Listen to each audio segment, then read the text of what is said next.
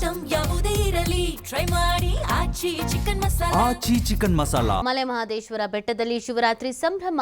ಮಾದಪ್ಪನ ದರ್ಶನಕ್ಕೆ ಆಗಮಿಸ್ತಾ ಇರುವ ಲಕ್ಷಾಂತರ ಭಕ್ತರು ಕಾಲ್ನಡಿಗೆಯಲ್ಲಿ ಪಾದಯಾತ್ರೆ ಮುಖಾಂತರವಾಗಿ ಬರ್ತಾ ಇದ್ದಾರೆ. ಭಕ್ತರು ದಟ್ಟ ಅರಣ್ಯದ ನಡುವೆ ಸಾಗುವಂತ ಪಾದಯಾತ್ರೆಯಲ್ಲಿ ದಣಿತಾ ಇದ್ದಾರೆ ಪಾಪ. ಬಟ್ ಇಲ್ಲಿ ಏನಾಗಿದೆ ಅಂದರೆ ಒಂದು ಸೂಕ್ತ ವ್ಯವಸ್ಥೆ ಇರಬೇಕಲ್ವಾ, ಕುಡಿಯೋದಕ್ಕೆ ನೀರು, ಸ್ವಲ್ಪ ನೆರಳಿನ ವ್ಯವಸ್ಥೆ, ಈ ಥರದ್ದು ಏನಾದರೂ ಕುತ್ಕೊಳ್ಳೋಕ್ಕೆ ಒಂದು ಸ್ವಲ್ಪ ಆಯಾಸ ಆಯಿತು ಅಂತಂದರೆ ಕುತ್ಕೊಳ್ಳೋಕೆ ಜಾಗ ಈ ಥರ ಬೇಕಲ್ವಾ. ಆದರೆ ಇಲ್ಲಿ ಯಾವುದೇ ವ್ಯವಸ್ಥೆಯನ್ನು ಮಾಡಿಲ್ಲ. ಮಹಿಳೆಯರಿಗೂ ಮಕ್ಕಳಿಗೂ ಏನೂ ವ್ಯವಸ್ಥೆ ಇಲ್ಲ. ಆತಂಕದಲ್ಲೇ ಕಾಡಿನಲ್ಲಿ ವಿಶ್ರಾಂತಿಯನ್ನು ಪಡಿತಾ ಇದ್ದಾರೆ ಭಕ್ತರು. ಈಗಾಗಲೇ ಕೆಲವೊಂದಷ್ಟು ಕಹಿ ಘಟನೆಗಳು ನಡೆದಿದೆ ನಮಗೆ ಗೊತ್ತಿರೋ ಹಾಗೇನೆ. ಅಂದರೆ ಹುಲಿಯ ಅಟ್ಯಾಕ್ ಆಗಿರೋದು, ಈ ಥರದ್ದು ನಡೆದಿರೋದು. ಸೊ ಹೀಗಿರಬೇಕಾದ್ರೆ ಸ್ವಲ್ಪ ಎಚ್ಚರಿಕೆ ವಹಿಸಬೇಕು ಅಲ್ವಾ.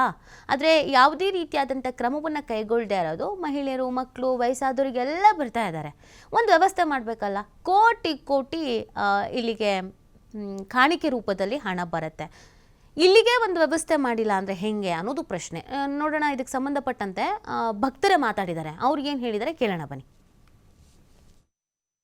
ಬೆಟ್ಟದಲ್ಲಿ ಶಿವರಾತ್ರಿ ಜಾತ್ರಾ ಮಹೋತ್ಸವ ಮನೆ ಮಾಡಿರ್ತಕ್ಕಂಥದ್ದು. ಈ ಒಂದು ಹಿನ್ನೆಲೆಯಲ್ಲಿ ಈಗಾಗಲೇ ಲಕ್ಷಾಂತರ ಭಕ್ತರು ಮಹದೇಶ್ವರ ಬೆಟ್ಟಕ್ಕೆ ಆಗಮಿಸ್ತಾ ಇದ್ದಾರೆ. ಇನ್ನು ಬಹಳ ಪ್ರಮುಖವಾಗಿ ನಾವು ಗಮನಿಸ್ತಕ್ಕಂಥದ್ದು ಕೊಳ್ಳೇಗಾಲ ಅರಣ್ಯ ಪ್ರದೇಶ, ಅಂದರೆ ಮಹದೇಶ್ವರ ಬೆಟ್ಟದ ವ್ಯಾಪ್ತಿಯಲ್ಲಿರ್ತಕ್ಕಂಥ ಅರಣ್ಯ ಪ್ರದೇಶದ ಒಳಭಾಗದಲ್ಲಿ ಸುಮಾರು 25 ಕಿಲೋಮೀಟರ್ ಮಧ್ಯ ಮಾರ್ಗದಲ್ಲಿ ಭಕ್ತಾದಿಗಳು ನಡೆದುಕೊಂಡು ಹೋಗಬೇಕಾಗಿರುತ್ತೆ. ಈ ಒಂದು ಸಂದರ್ಭದಲ್ಲಿ ಕಾಡು ಪ್ರಾಣಿಗಳ ದಾಳಿಯ ಒಂದು ಆತಂಕ ಕೂಡ ಇರುತ್ತೆ. ಯಾಕೆಂತ ಹೇಳಿದ್ರೆ ಈಗ ಮೊನ್ನೆಯಷ್ಟೇ ಒಂದು ಪುಟ್ಟ ಬಾಲಕನ ಮೇಲೆ ಚಿರತೆ ದಾಳಿ ಆದಂಥದ್ದು ಇರಬಹುದು. ಜೊತೆಗೆ ಜನವರಿ 21ನೇ ತಾರೀಕು ಮಂಡ್ಯದ ಚೀರ್ನಳ್ಳಿಯ ನಿವಾಸಿಯಾಗಿದ್ದಂತಹ ಪ್ರವೀಣ್ ಅಂತಕ್ಕಂಥ ವ್ಯಕ್ತಿಯ ಮೇಲೆ ಚಿರತೆ ದಾಳಿಯಾಗಿತ್ತು. ಆತ ಸಾವನ್ನು ಕೂಡ ಅಪ್ಪಿದ್ದ.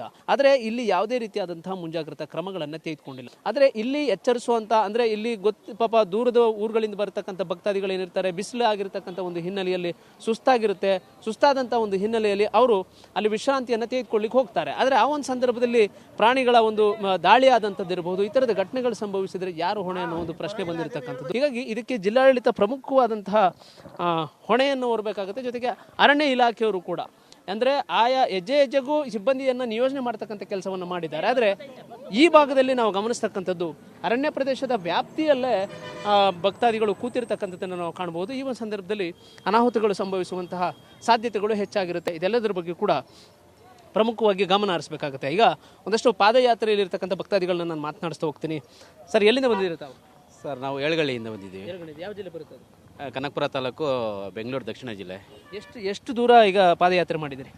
ಇವಾಗ ಸುಮಾರು ನಾವೊಂದು 70 ಕಿಲೋಮೀಟರ್ ಪಾದಯಾತ್ರೆ ಮಾಡಿದ್ವಿ, ನಡ್ಕೊಂಡು ಬಂದಿದ್ದೀವಿ. ಈಗ ಜಿಲ್ಲಾಡಳಿತ ಚಾಮರಾಜನಗರ ಜಿಲ್ಲಾಡಳಿತ ಬರ್ತಿದ್ರು, ಏನಾದ್ರು ವ್ಯವಸ್ಥೆ ಮಾಡಿದಾರ ಬರುವಂತ ಪಾದಯಾತ್ರೆ? ವ್ಯವಸ್ಥೆ ಏನು ಅಂತ ವ್ಯವಸ್ಥೆ ಇಲ್ಲ. ಯಾಕೆಂದರೆ ಇಲ್ಲಿ ಕಾಡೊಳಗಡೆ ಎಲ್ಲ ನಾವು ಈಗ ನೆಳ್ಳಲ್ಲಿ ಬಂದು ವಿಶ್ರಾಂತಿ ತಗೊಳ್ತೀವಿ. ಈ ಸರ್ಕಾರದಿಂದ ಏನು ಮಾಡಬೇಕು ಅಂದರೆ ಅಲ್ಲಲ್ಲೇ ಟೆಂಟ್ ಹಾಕಿ ಬರೋ